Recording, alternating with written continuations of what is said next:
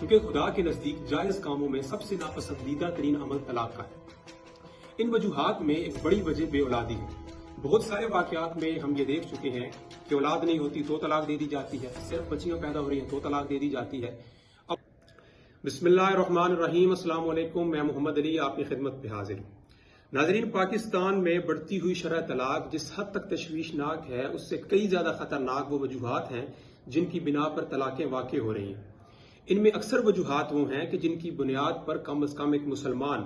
جو اپنی ان ذمہ داریوں سے واقف ہے جو نکاح کے بعد قرآن و سنت کی طرف سے اس پر عائد ہوتی ہیں، وہ یہ عمل کبھی نہیں کرے گا، کیونکہ خدا کے نزدیک جائز کاموں میں سب سے ناپسندیدہ ترین عمل طلاق کا ہے۔ ان وجوہات میں ایک بڑی وجہ بے اولادی ہے۔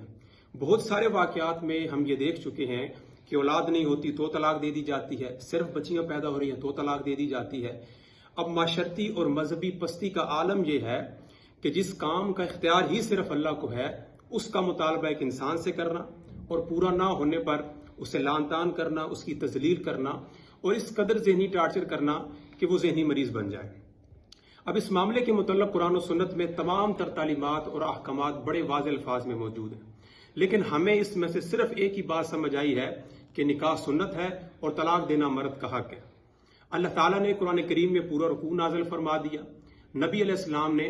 احادیث اور اپنی پریکٹیکل لائف کے ذریعے تمام تر احکامات کو واضح فرما دیا،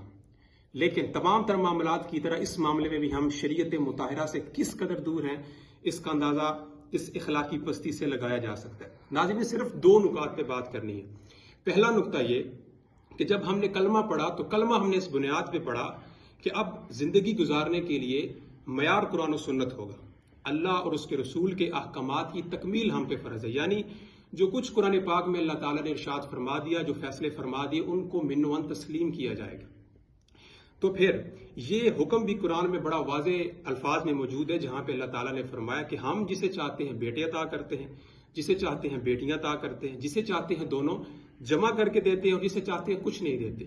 یعنی اس اختیار کو اللہ تعالیٰ نے مکمل طور پر اپنے پاس رکھا ہوا ہے۔ اب اگر کسی کی اولاد ہے تو یہ بھی اللہ کی مرضی سے ہے، اور اگر نہیں ہے تو یہ بھی اللہ کی مرضی سے ہے۔ جو کچھ ہوتا ہے اللہ کی مرضی سے، یعنی کہ اس میں انسان کا کوئی عمل دخل نہیں ہے۔ دوسری بات یہ کہ یا تو یہ طلاق کا عمل مرد اپنی مرضی سے کرتا ہے، یا پھر اپنے والدین یا عزیز و اقارب کی طرف سے اس پر دباؤ ڈالا جاتا ہے کہ ہمیں اولاد چاہیے، ہمیں بیٹا چاہیے یا ہمیں وارث چاہیے، اس طرح کی باتیں۔ تو دونوں ہی صورتوں میں قرآن کے اس حکم کی خلاف ورزی ہو رہی ہے جس کا ذکر میں اس سے پہلے کر چکا ہوں۔ اب گزارش یہ ہے کہ جس طرح کے معاشرے میں ہم رہ رہے ہیں وہاں پہ ڈپریشن، پریشانیاں اور بیماریاں عروج پر ہیں، اور اس طرح کی چیزیں مزید ہمیں ایک ڈپریس ماحول کی طرف دھکیل رہی ہیں۔ ضرورت اس امر کی ہے کہ ہمیں اپنے فرائض کو مکمل ذمہ داری سے سر انجام دیں اور کوشش یہ کریں کہ کسی کے ساتھ بھی زیادتی نہ ہو، اور ایسا صرف اس وقت ممکن ہے جب ہم نبی علیہ السلام کی دی ہوئی تعلیمات کو نہ صرف پڑھنا شروع کریں گے بلکہ اس پہ عمل کرنا بھی شروع کریں گے، ورنہ اس طرح کے رویے نہ صرف ہماری زندگیاں تباہ کرتے رہیں گے بلکہ ہم اسلام کی بدنامی کا باعث بھی بنتے رہیں گے۔ اس امید کے ساتھ کہ قرآن و سنت کی رہنمائی میں ہم بہتر معاشرے کی طرف بڑھ سکیں، اجازت دیجیے گا، اللہ حافظ۔